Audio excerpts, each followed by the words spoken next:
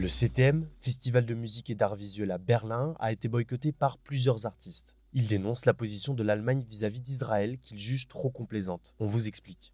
La 25e édition du CTM, qui accueille depuis des années les grands noms de la scène expérimentale, s'est déroulée du 26 janvier au 4 février dans un contexte très particulier. Comme le rapporte l'hebdomadaire allemand Die Zeit, une vingtaine d'artistes ont boycotté l'événement. Mais alors, pourquoi cette initiative? Depuis plusieurs semaines, une campagne intitulée Strike Germany, initiée par des militants anonymes, cible les institutions culturelles allemandes. Ce qui provoque leur colère, une clause proposée le 4 janvier 2024 par le sénateur berlinois chargé de la culture Joe Cialo, annonçant de nouvelles modalités pour l'attribution des subventions publiques au monde de la culture. Selon cette clause dite anti-discrimination, les institutions culturelles subventionnées par de l'argent public doivent veiller à ce que les fonds publics ne servent pas à promouvoir des expressions racistes, antisémites, homophobes ou excluant d'une autre manière. Cette clause est fondée sur la définition de l'antisémitisme proposée par l'Alliance internationale pour la mémoire de l'Holocauste. En 2016, l'IHRA, une organisation intergouvernementale réunissant 35 pays, a proposé sa définition universelle de l'antisémitisme qu'elle tente depuis de faire adopter dans les législations nationales. L'Allemagne l'a approuvée en 2017, mais cette définition fait débat. Les instigateurs de Strike Germany lui reprochent l'ambiguïté de son amalgame entre la critique de l'État d'Israël et l'antisémitisme. Dans cette définition est considéré comme antisémite le fait de refuser au peuple juif son droit à l'autodétermination, par exemple en affirmant que l'existence d'un État d'Israël est une entreprise raciste. Sur son site, Strike Germany appelle à refuser l'utilisation par les institutions culturelles allemandes de politiques McCarthyistes qui suppriment la liberté d'expression, en particulier l'expression de la solidarité avec la Palestine. Leur appel a notamment été soutenu par l'écrivaine française Annie Ernaux, prix Nobel de littérature sous Die Zeit. Le sénateur Joe Cialo a finalement retiré sa clause antidiscrimination le 22 janvier. Je dois prendre au sérieux les voix juridiques et critiques qui ont vu dans la clause introduite une restriction de la liberté artistique, A déclaré le sénateur dans un communiqué repris notamment par l'hebdomadaire allemand Der Spiegel, et de préciser qu'il continuera à s'engager pour un développement non discriminatoire de la culture berlinoise. Mais au fond, qu'est-ce qui provoque cette polémique? Comme l'explique le quotidien allemand Berliner Morgenpost, l'Allemagne entretient une relation unique avec Israël. Un lien justifié par la responsabilité de l'Allemagne dans la Shoah, le génocide de 5 à 6 millions de juifs d'Europe durant la période nazie. Diese historische Verantwortung Deutschlands ist Teil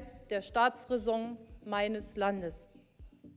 Das heißt, die Sicherheit Israels ist für mich als deutsche Bundeskanzlerin niemals verhandelbar. Cette formule avait été reprise par le chancelier Olaf Scholz le 8 octobre 2023, au lendemain des attaques du Hamas contre Israël. Ce principe se traduit aujourd'hui notamment par la vente d'armes à Israël. Dans le mois suivant le 7 octobre, le nombre de contrats d'exportation d'armes a été pratiquement multiplié par 6 par rapport au début de l'année, assure la Tagesschau. Cette relation particulière à l'État hébreu sème le trouble dans le pays. Comme le rapporte le quotidien allemand Frankfurter Rundschau, l'actualité au Moyen-Orient avait conduit au report de la remise d'un prix à l'autrice palestinienne Adania Chibli lors de la foire du livre de Francfort en octobre 2023. De la même façon, Masha Gessen a créé la polémique en Allemagne avec son essai Dans l'ombre de l'Holocauste, publié le 9 décembre dernier. L'essayiste et journaliste de nationalité russo-américaine y fait notamment un parallèle entre la souffrance des Gazaouis et celle des Juifs d'Europe de l'Est durant la période nazie. Outre-Rhin, les tensions dans le monde de la culture sont donc nombreuses ces dernières semaines. Sur les réseaux sociaux, le compte Strike Germany s'est dit heureux de l'annulation de la clause. Pour autant, le mouvement rappelle que ce n'est que le début. La clause proposée ne concernait que Berlin, alors que des conditions de financement restrictives similaires sont en cours d'élaboration dans toute l'Allemagne.